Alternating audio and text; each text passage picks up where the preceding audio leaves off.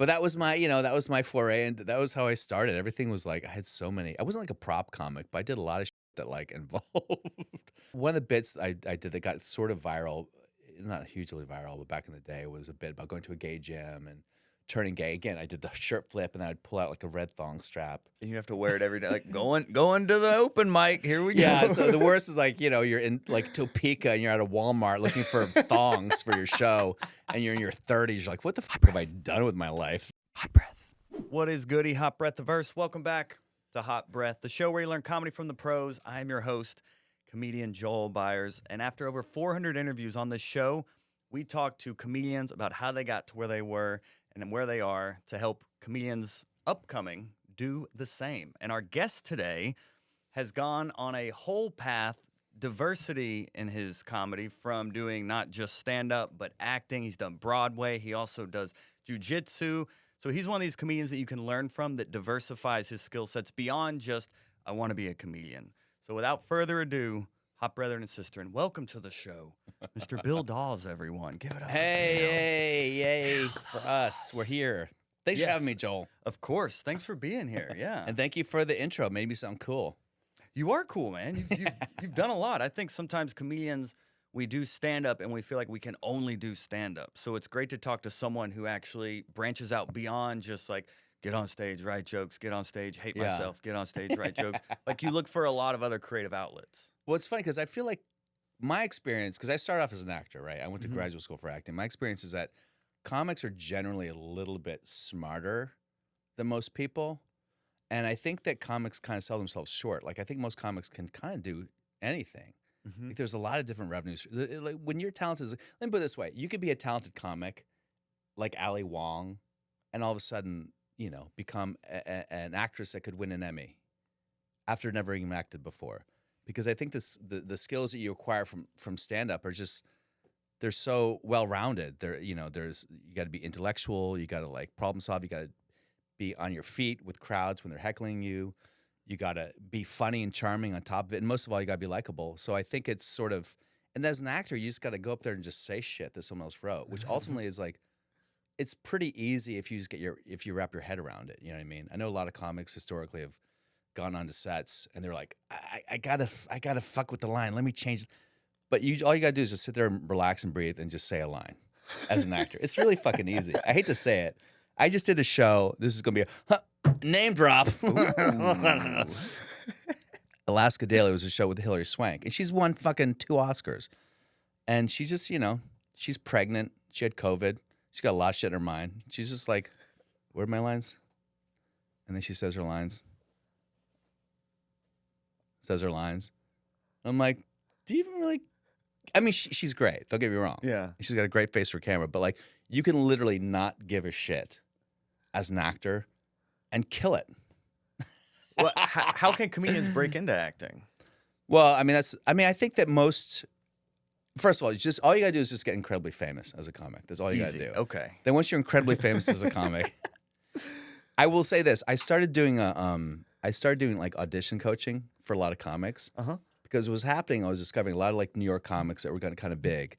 They'd get like rep by CA or ICM, one of the big guys, and they're like, okay, we're going to make you a star. And they'd come to LA and they'd get an audition for like a sitcom or wherever it is. And they'd never auditioned before. So their agent or manager was like, you got to work with Ivana Chubbuck. I know it's $300 an hour for an audition coaching. Do you understand how crazy that you're paying $300 to some fat bitch to sit there and tell you the choices to make? I mean, personal. I fucking hate these people. I hate the cult of like acting coaches and acting teachers. They're just so. There's one guy that was just like literally like before you start, don't give him eye contact. I'm like, what the fuck are you talking about, dude? This is David Letterman, and like you can't wear perfumes. He said, shut up. But I did it. It was $250. I went to this one guy, and I remember he gave me one choice for this audition for like Entourage, and it was like an okay choice, but I paid $250 for a choice. I didn't get the part. It just made me realize like it's a fucking scam. They're tricking these young kids off the bus from fucking Wichita or whatever it is. I'm gonna make it big, mama. Give me the bus ticket. I'm out of here. And they show up and like, well, if you want to make it big, you got to work with these 3 multimillionaires who are going to fucking fleece you dry for all your hardworking pay at goddamn Applebee's or Cheesecake Factory, if you're working at the Grove. And then you go up there, and that will never book you a role. I would love to hear a story of someone's like, you know what? I was down and out. I was living in my car, but I paid $300 to Ivana Chubbuck for an audition, and now I'm famous. It's bullshit. So I started like just coaching comics because it's mostly just, you know, just comfortable talking, saying other people's lines and actually believing what you're saying. That's all it fucking is. So, and I booked some comics on series. I mean, Emma Willman's one of them. She'd never auditioned before. She's great. She's great, and she, you know, I work with her a bunch. So I, you know, it's like whatever. Just pay me whatever you can. Like we should be a community. We should be helping each other. I'm not going to charge I'm not even going to charge $100. Like, hey, give me $50 for an hour. It's fine. You know? Yeah, and that's what this whole show and the community that especially boomed over the pandemic when none of us had stage time and we all just kind of went online, and this show turned into like an online community that's around the world now of just comics helping comics. So it's cool really to hear cool. People like you as well, like paying it forward like that.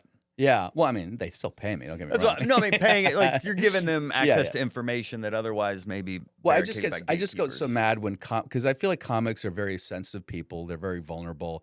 The business is very unforgiving, and I think a lot of people will literally like just throw hundreds and hundreds of dollars away to this idea that this one person is going to be, you know, it's going to make you a Hollywood star. And it's I mean, they used to do that back in the day with managers where like, I think you're amazing. You're going to be a star.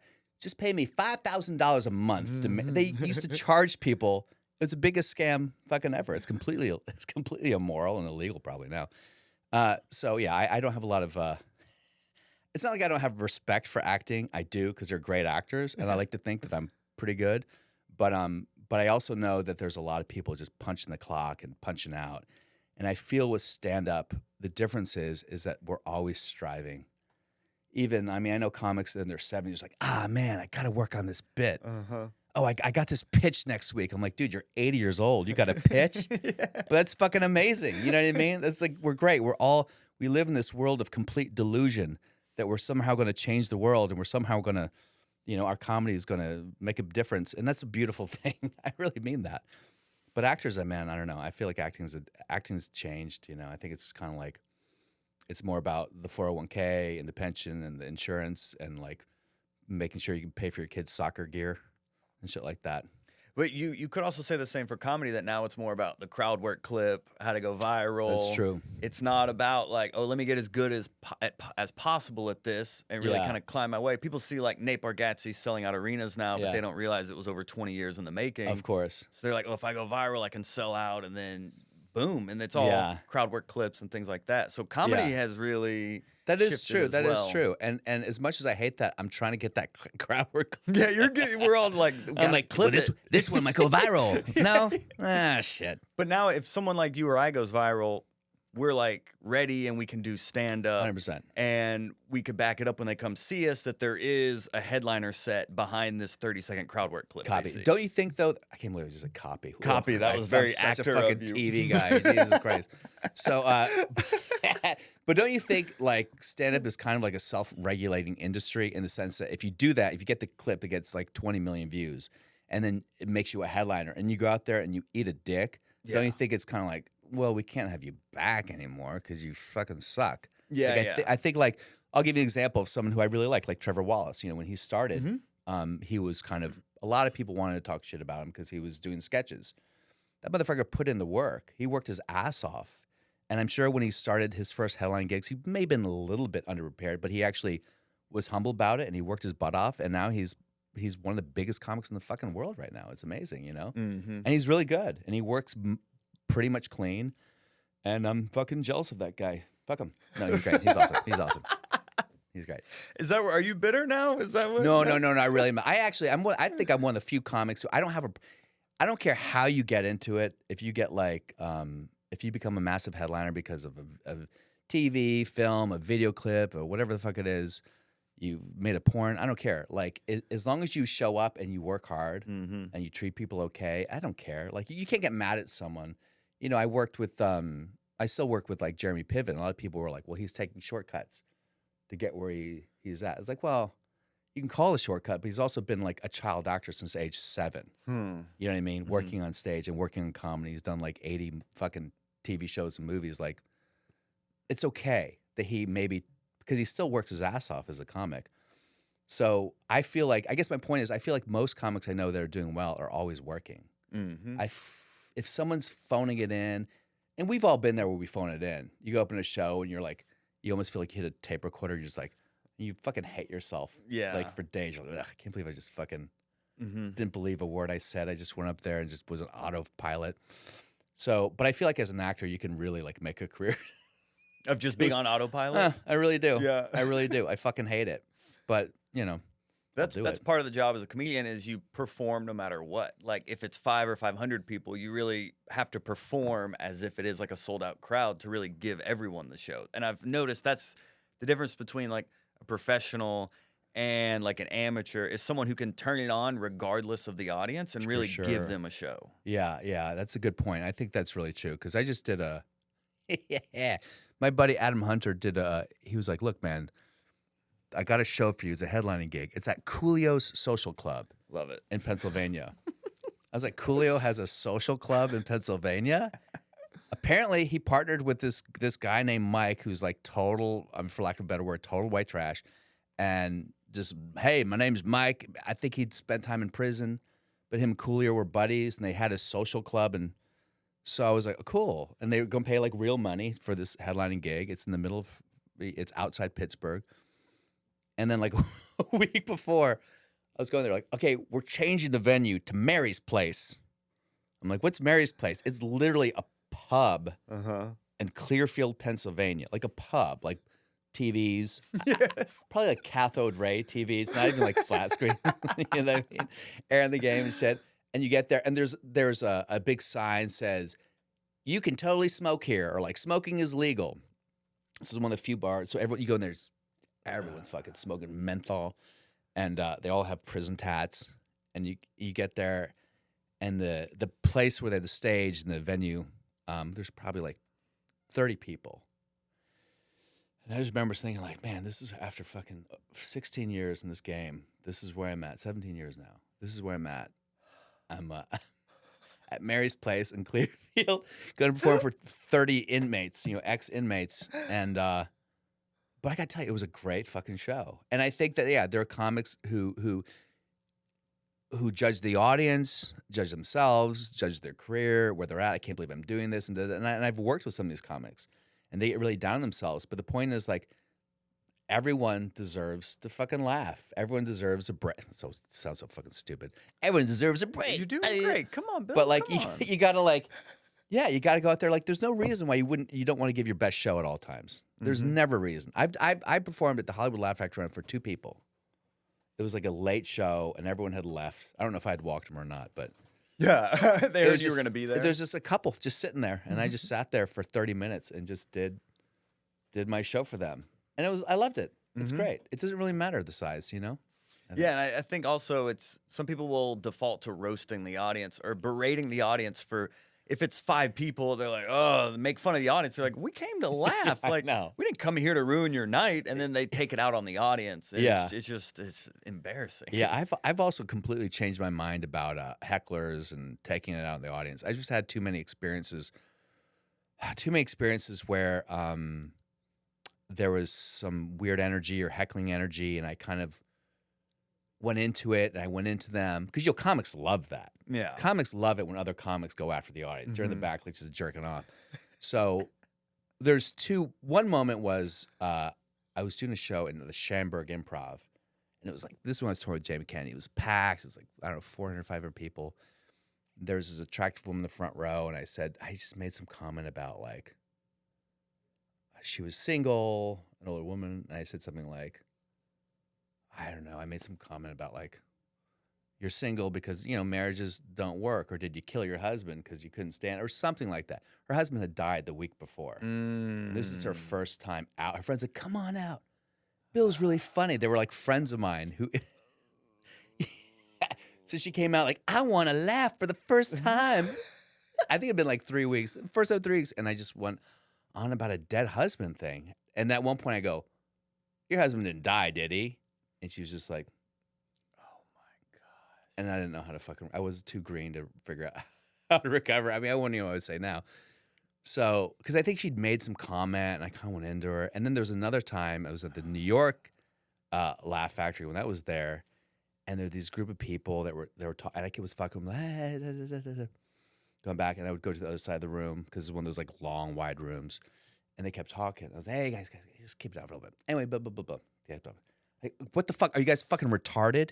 It was like a field trip of, I swear my life. It was like a sponsor with like 5 like mentally handicapped people that were there. And they'd been having like the time of their life. Yep. This is like their day out. Yep. You know, and they were lit. And I was furious because I'm like, nobody told me. Are you blaming on someone else? Well, there's a table. There's a table of, I mean, they weren't just like a little off. It wasn't like Harrison Ford. It was more like Ben Stiller in Tropic Thunder. It was like Lucky Jack. It wasn't half. It was full. You know what I'm saying? So, and I look, and then you look like, you know, your eyes like zoom in and you focus. You're like, I mean, they're just like, you know, some are, I don't know, extreme autism. Some of them were just like, I think there was a guy with Down syndrome there. And they'd gone out for like a fun little field trip. And I called them a bunch. I said, "What are you, retarded?" And I felt so, I mean, that was one of the worst feelings I've ever had. So now I'm always just like, man, you never know who someone is, what their day is, what they're going through. So now when people heckle me, I just take it. I don't care. I don't get mad at them because you never know. Sometimes people are just, you know, people should always be afforded dignity, respect, even if you don't think they deserve it at the time. Did the crowd all know that these people are mentally handicapped? I'm not gonna drop the R word. I'm just gonna hey guys, just so you know, there's gonna be a a table in the front row. No, I don't think. Oh yeah. So they weren't all like. It all just got awkward. It was just in my head, and I just saw it. Yeah, I was only like 10 minutes into my set, and I was like, perfect. Fucking shit. So there's just been moments like that where people sometimes heckling me, like, say something funny, dude. Of course. And then after the show, they're, dude, you were my favorite. I'm like, why did you yell that? Because I thought you were funny. I want you to say something funny again. I'm like, oh, Jesus, do you realize how insecure we are? You can't do that. But you came up doing like the urban rooms, right? Like, didn't you do? Because in Atlanta, like that's what I came. Is that you came up the urban rooms? I came up White Boy Joel. Oh, Atlanta. That's so funny, dude. Yeah, so that's why I think I'd heard that you did a lot of urban rooms, and one of your bits was that you would take your pants off at one time. I think that was another thing you used to do. Holy fuck, dude! It's so funny you said that because I used to this bit. It's funny because I saw Dave Chappelle do a similar bit, like one of his early, and I was like, I don't think I stole that. I think it was just a bit. I was always obsessed with superheroes. Parallel thoughts are real. But the bit was basically this whole bit about superheroes. I forgot what it was, but there was one about Wonder Woman. And I said, and the joke was something like, look, if you're Wonder Woman and you're like evading, she had the invisible plane. I go, what's more conspicuous if you're like trying to, I forget, what's more inconspicuous? Like a little Cessna flying through the sky, or a woman with double D cups and star-spangled hot pants in midair like this, and I ripped my pants off. I like flipped my shirt like you know, like something like this. I flipped my shirt to give myself that, like, and ripped my pants off. I had like star-spangled fucking hot pants, like a little steering wheel. That was my big closer. Oh, of course, yeah. I thought it was so. And by the way, it would do well. Of course, yeah. When it didn't do well, it's one of the most humiliating things you can experience in your entire fucking life. It's like when you're 4th grade and you don't shake and you have a pee stain on your gray shorts, your gray pleated shorts. Yeah, it was embarrassing as fuck when it didn't work. So I don't know how long I did that, but I remember I was literally like, I think at one point I took a pair of jeans. I went down to the fashion district. I'm like, can you stitch the Velcro so they look like jeans, but you fucking, you know. And you have to wear them every show. Like, you have a wardrobe that you know you have to rip off at some point. Stupid. But that was my foray, and that was how I started. Everything was like, I had so many. I wasn't like a prop comic, but I did a lot of shit that like involved. You know, one of the bits I did that got sort of viral, not hugely viral, but back in the day, was a bit about going to a gay gym and turning gay. Again, I did the shirt flip, and then I'd pull out like a red thong strap. Oh, so you'd have to wear the red thong every show to Yeah, pull up the and strap? when I first did it, I would wear like an actual red thong, and I'd be like, Jesus Christ, my dick is getting chopped off. And then I just would cut it, made like a strap, like cut the bottom and like put it like strap. So And you have to wear it every day. Like, going to the open mic. Here we go. yeah, so the worst is like, you're in like Topeka and you're at a Walmart looking for thongs for your show, and you're in your 30s. You're like, what the fuck have I done with my life? I'm combing the kids section at fucking Target looking for a red thong strap for a joke that works most of the time. What's goody, Hot Breath the Verse? If you're loving this episode and all the other awesome content you get here for free, then you are going to love our brand new Hot Breath VIP list. All you got to do to join is go to hotbreathpodcast.com/VIP, and you're going to get exclusive access to not just podcasts, but also other content like unseen interviews, merch drops, discounts, giveaways, and a lot more exciting things. And this is for everyone. If you're an aspiring or working comedian or just a comedy fan that loves getting those behind-the-scenes nuggets, you're going to love what we have here at the new Hot Breath VIP list. So go to the link in the description or join at hotbreathpodcast.com/VIP, and I'll see you there. Speaking of comedy, I've got to shout out the network behind this show, Big Laugh Comedy. They have been killing it in the Texas comedy scene, producing some of the biggest shows live and also podcasts like the one you're watching here.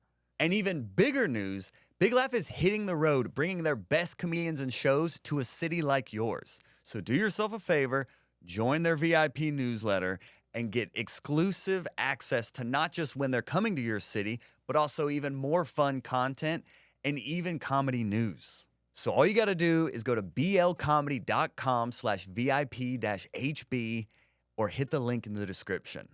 We'll see you there. How early into your career was this? Like how? This is last year. No, I'm kidding. No, I did this. I mean, it was probably, I guess it was, that was my gay gym bit was my first big closer. I mean, you can see it. It's still, you can still, look, it's a solid joke. Don't get me wrong. It still works. But, and every once in a while, I swear to God, out of nowhere, I'll be, somewhere, and people who I really respect, like people like Alonzo Bone, like, you got to retire that joke, man. Don't be, I'm like, okay, I don't respect anyone more than you, so I agree. But I would sometimes I'll go show people like, hey, dude, you got to do the fucking gay gym bit. It's my favorite bit. I'm like, am I really going to fucking buy a red thong? do this bit again. You should just get a tattoo of like a red strip of like right here on your hip. You can just pull up every time you need it. Yeah, or just a red Sharpie there. That was like the guy last night who had the America tattoo. I'm like, I hope that wasn't for the bit. But so this is how far I went with that shit. So I was like, well, how can I go farther? So I did this joke about, in general, jokes about gay shit in the gym is just kind of hacky at this point. But I did a joke where I said, the guy who's always, like he puts on everything, like his shirt, his watch, his socks, his dick's still hanging out. He's always like, I forgot what the joke was. Some of the tattoos.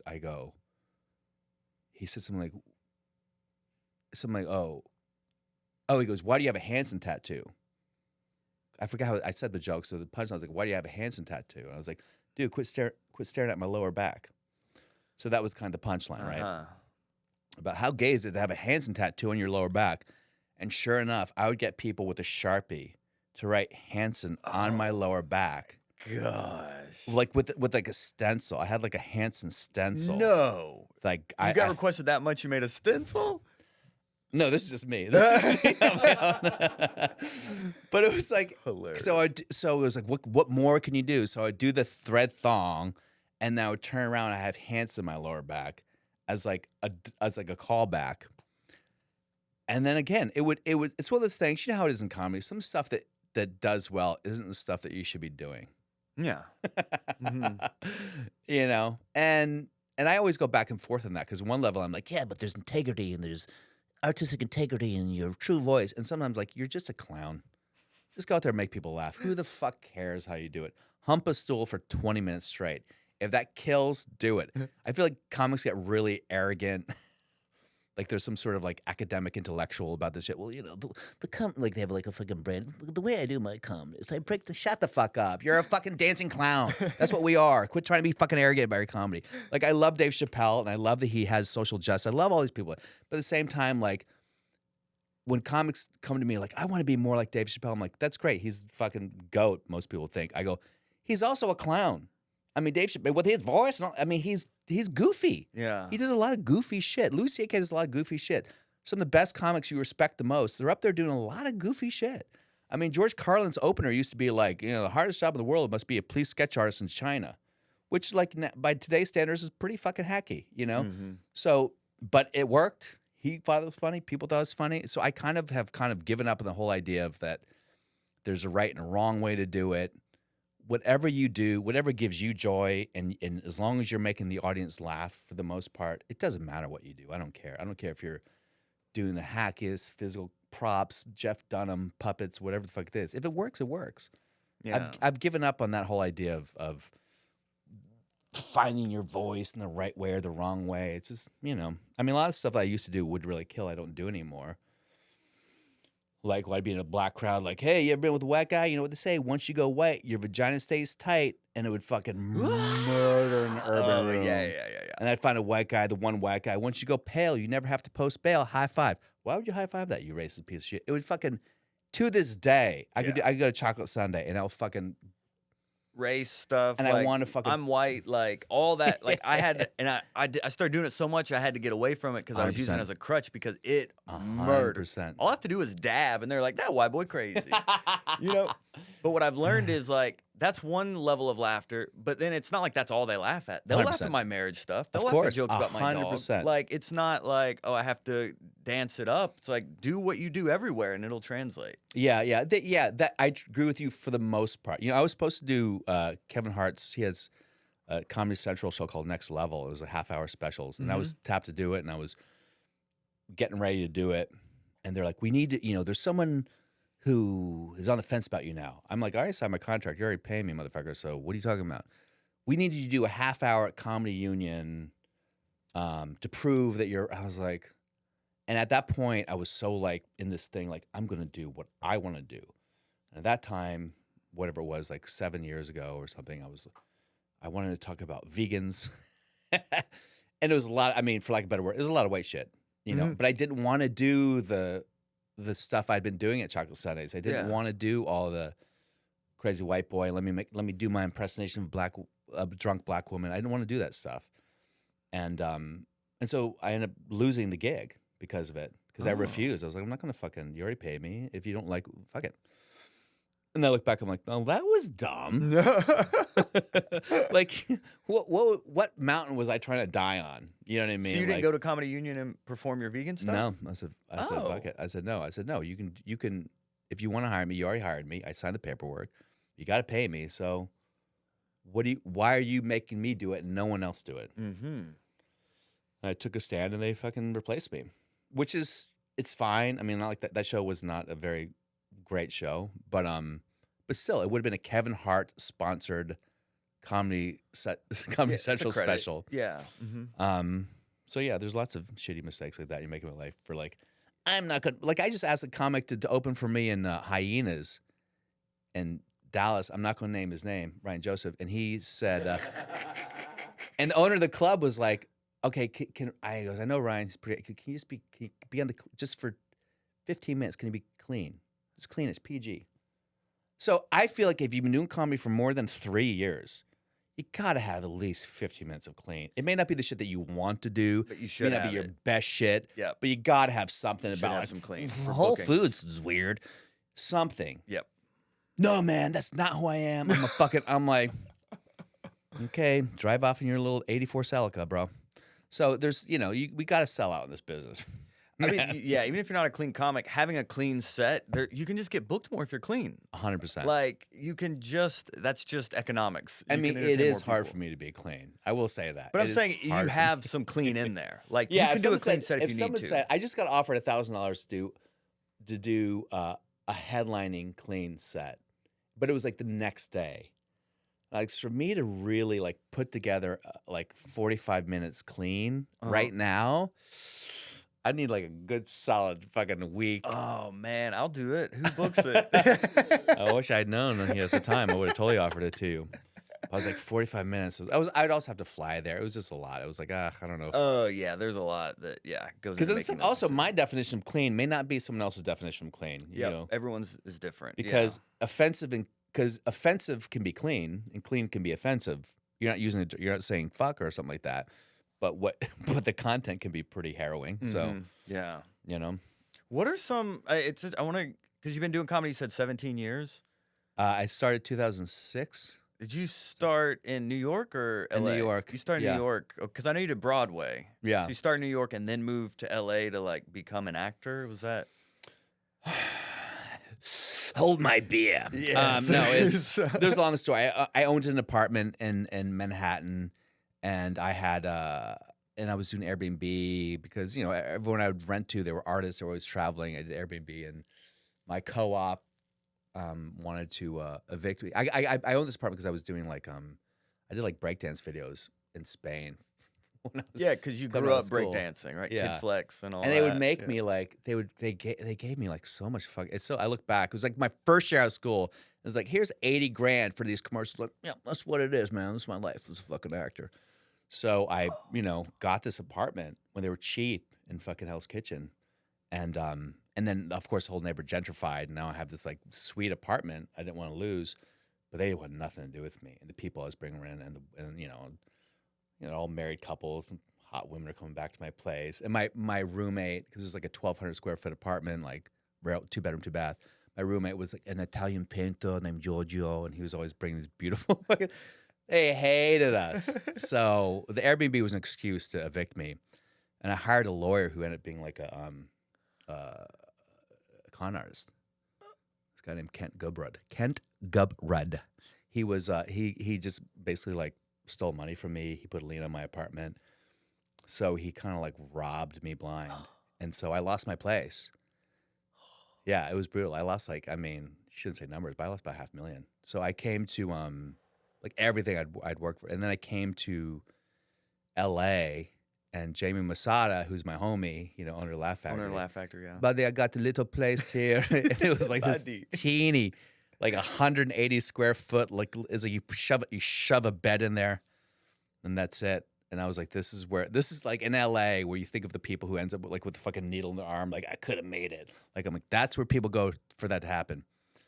But I I fixed it up. I made a little yard and put it together, and now I love that place. I still fucking live there.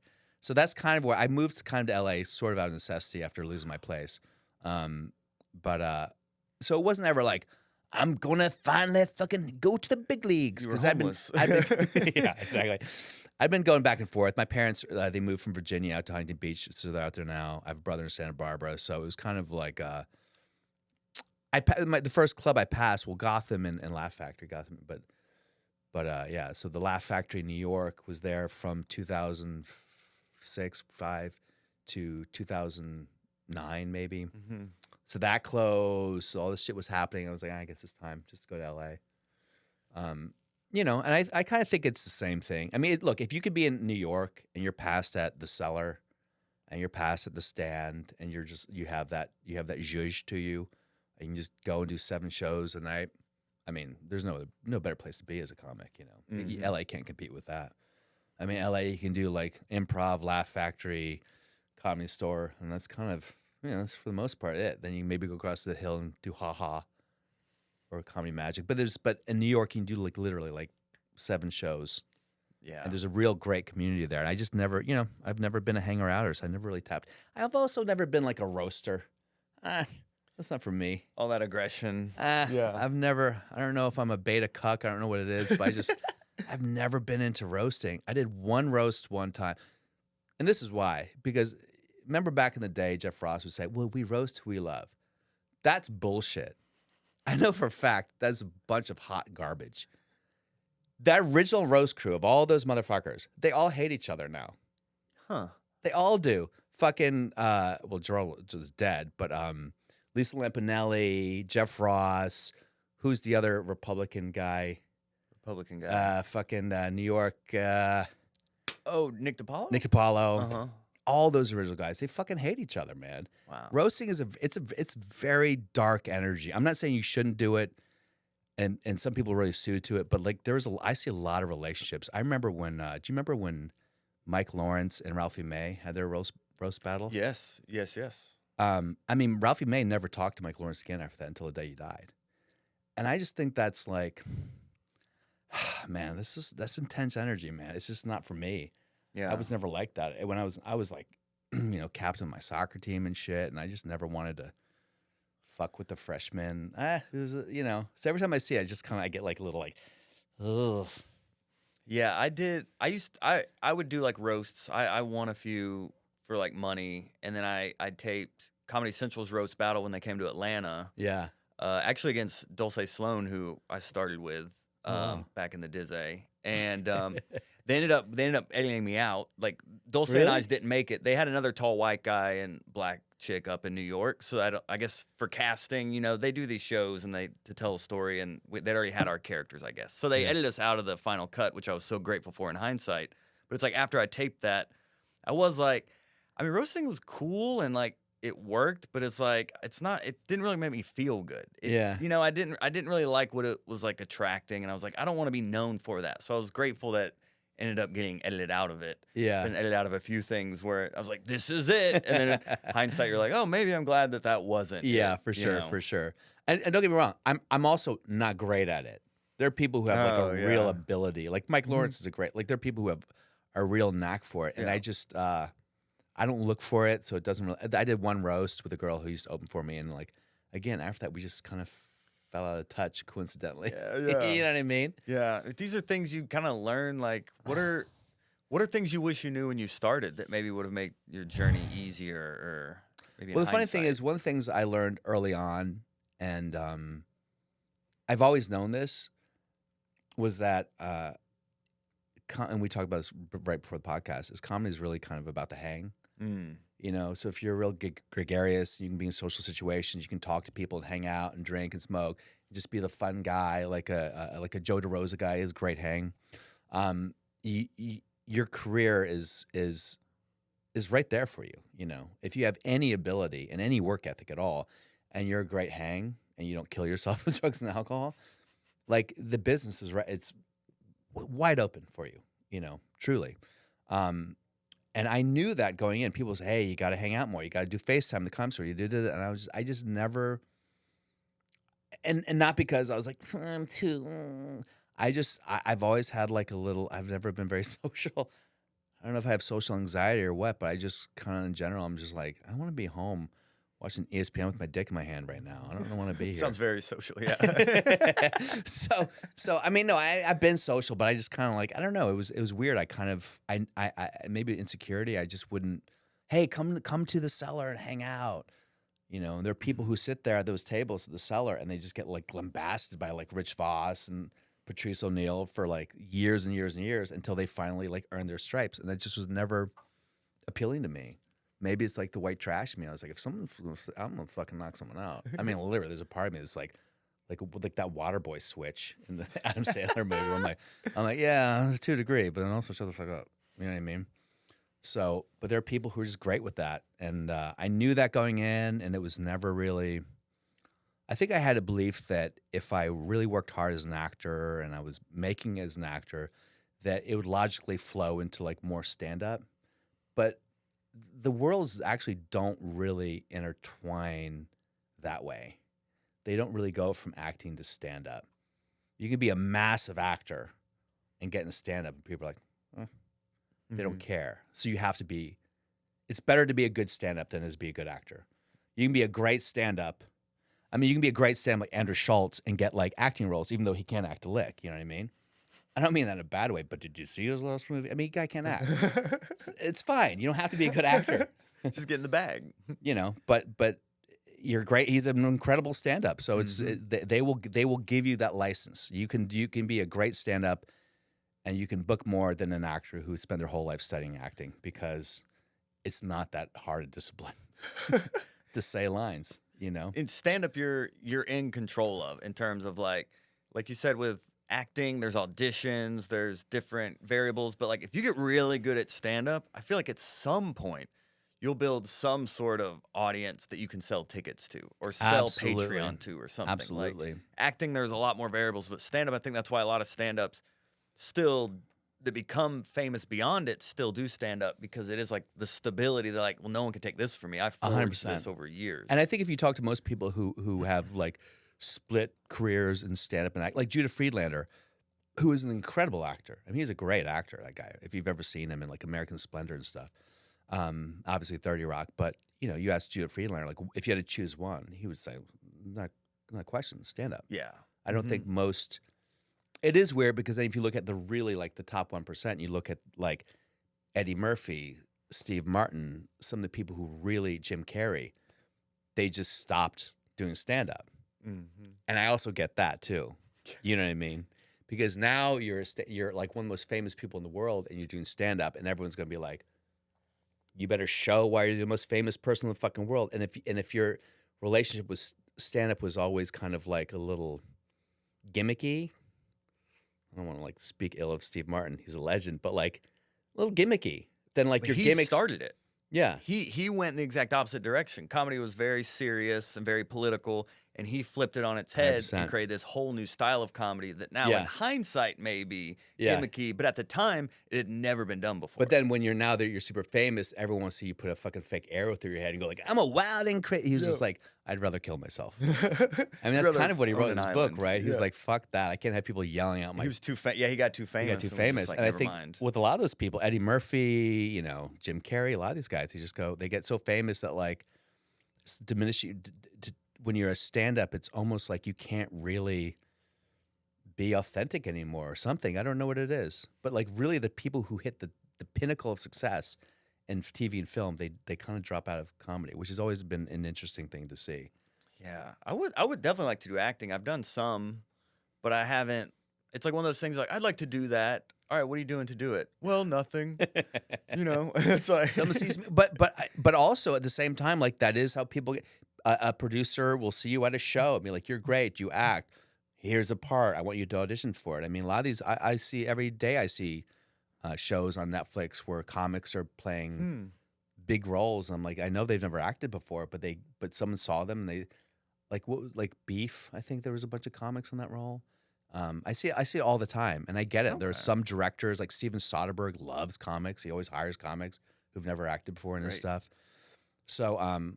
So I think that there's always opportunity. I mean, you know, Tony Hinchcliffe has gotten acting roles just from his comedy as well, and I don't know if he is anymore, but he was. So I think that's a better path. So just keep doing stand up, and then it'll. I mean, you the could right do person. like, yeah. If people say, "How would you get into it?" It's like fucking hell. I mean, I guess if you have an agent or a manager, just say, "Hey, can you send me out for something?" Mm-hmm. The good thing now is now that COVID happened, everything's just self-tape. You don't have to go into a room with That's a bunch of great. other assholes that look like you. Mm-hmm. Be like, "Ugh," they're giving you the hairy eyeball, like trying to mad dog you out Hairy of the fucking room. Like, look at this fucking guy. Or like Shane Gillis does, where he shoots his own sketches, puts them online, and they go viral. I So, mean, like, Jesus that's Christ. a way to do it too. yeah. Absolutely. Yeah, I've always. So the one advice I would give people, other than just hanging out, you know, just hang out with people, be fun, be nice to everybody. Be nice to everybody. Amen.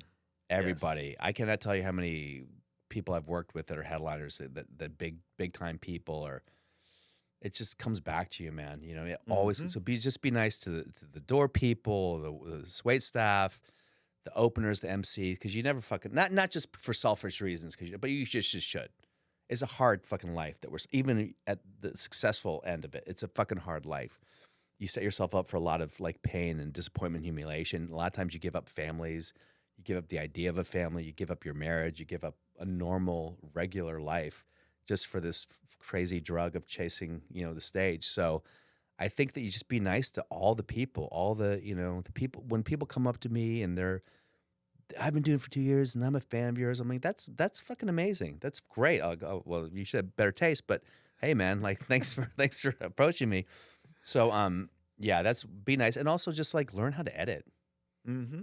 Like get proficient with Final Cut, get proficient with editing shit, because particularly now the game is that, and I'm a little bit of a boomer, but I feel that And I could have learned that shit any step of the way. For the past 10 years, I'm like, if only I knew how to edit. Well, I could have learned it. I never did. It's not too late. Yeah, I know. Even now, I'm like, oh, it's too Even late. now. I'll be 60. Like, I should have started when I was 45. Anyway, so I think that you should definitely learn a modicum of editing skills because the truth is, yeah, ABC, NBC, they're all studios. But you know who else is a studio? Fucking YouTube is a studio. It's your own studio. You can make anything with a fucking iPhone. You can make, I mean, Joey Medina, me and Joey Medina and Eric Blake, we made this little short film called Beautiful Violence. It's won like 170 awards in the short film. I mean, I don't think it's that good, but it won all these awards. I've won like 15 acting awards, which again, not a big deal, but like it says in my IMDb, he's won 15 acting awards. So it's something. So I just think that, and that was just like iPhones and an alley one night. We shot this thing out. So there's so much opportunity to create work. If you're a creator and you have a creative mind, there's so much fucking opportunity out there for very little money. And most people they just already count themselves out before they even start. Like, oh, how do you do it? Well, this is how you do it. You have a phone and you have a brain. That's all you need. That's all you need. You can create anything. You can just sit there, turn the phone on. I remember I was talking to David Arnold, rest in peace, amazing man. Dude. You know, he would just, and I interviewed him on my podcast about, he was just starting to break from Facebook, of all places. Yeah. And he was like, and he would just have the camera. So I was like, you know, this is something my wife does. And she would go in, it'd be about the fucking dishwasher or whatever the fuck it was. Just simple, mundane, everyday stuff of a married man. And it was just building. And it fucking like blew the fuck up. And I asked him, I said, he goes, you know, he was, at the time he started doing, he was like 50, you know? Mm-hmm. He goes, look, man, he goes, I was seeing these young kids out there posting these videos. And he goes, I can do a minute of funny a day. I can do that. I can do something 1 minute of funny a day. I could do that. That's all it took for him to just start going there and talking about the stuff in his life. And he became a massive fucking star. I mean, you can say overnight success, but he'd been doing it for fucking 25 years. Yes. Anyway, yeah. So the opportunity is right there on your fucking phone. We all have iPhones. If you have a Samsung, you should probably kill yourself. Yeah. But, no. But we all have, even Samsung. You can just, you can make it, learn some editing skills. You watch YouTube videos, learn the shit, be a good hang, be nice to everyone, and it's right there. I'm the Ghost of Christmas feature. I didn't do any of that shit. But if you do it, kids. And actually start. I think a lot of times, and I think people will even listen to this show a lot of the times and learn a lot of things and then never like actually go do them type deal. 100%. And like you're learning and learning. At some point you have to execute, and that's when it's like writing all day. You never know till you get on that stage. So Absolutely. You've got to actually do it, and that's when you're going to start to see Oh, it. yeah. In terms of stand-up, people are like, what advice do you have about stand-up? That's the only thing I say is like, well, the number one thing is get on stage. Got to. Well, I've been writing jokes for 2 years. That's too long. Get on stage. Got to get on stage. Give yourself I literally tell people, I go, if you're not on stage, it's June. If you're on by July 15th, like, don't talk to me again. Don't keep asking me advice. Mm-hmm. Seriously, because people will be like for years asking me advice on shit, and I'll be like, if you're not on stage by this time, like, don't talk to me. Because the truth is, no matter what you do, first of all, that doesn't mean just because you get on stage doesn't mean you're now a stand-up, and that's gonna be your whole fucking life. A lot of people, they get on stage, they scratch that itch, and they're like, that was awesome. I don't know if this was like a life for me, because it's really about committing to a lifestyle more than it is committing to a career. Yep. So but I think it's great for anyone on the fucking planet to get on stage, because it'll always come in handy. There's always going to be a wedding where you have to make a speech. There's always going to be some sort of corporate event you can maybe do, a funeral. Who the fuck knows? But there's always an opportunity for you to be on stage with prepared words and talk to people in your life. Yep. So stand-up will help that quite a bit for everyone, you know? Yeah. Well, Bill, you've helped us today, and I appreciate your time. I mean, where can people follow you, or if people hear this and feel inspired and want to reach out to you, what's the best way? Just Instagram at Bill Dawes, BILLDAWES. Yeah. And yeah, please check out stuff I'm on. You can see Mo. I'll be back for season 2 of Mo on Netflix. Great. And then Alaska Daily. Watch that first season of Alaska Daily. And I'll be in the new Taylor Sheridan series, Bass Reeves, coming out in the fall, which is why I got this awful goatee. So support my acting work too. Yeah. Well, Well, you have a podcast as well. Oh, you have a podcast called The After Laugh. I didn't want to. Yeah, and next time you're in LA, please let's do it. I'll definitely hit you up. Okay, cool, man. Awesome. Right. Thanks, Well, Joel. Bill Dawes, thanks for being on Hot Breath. All right, guys. Bye bye. Hot breath.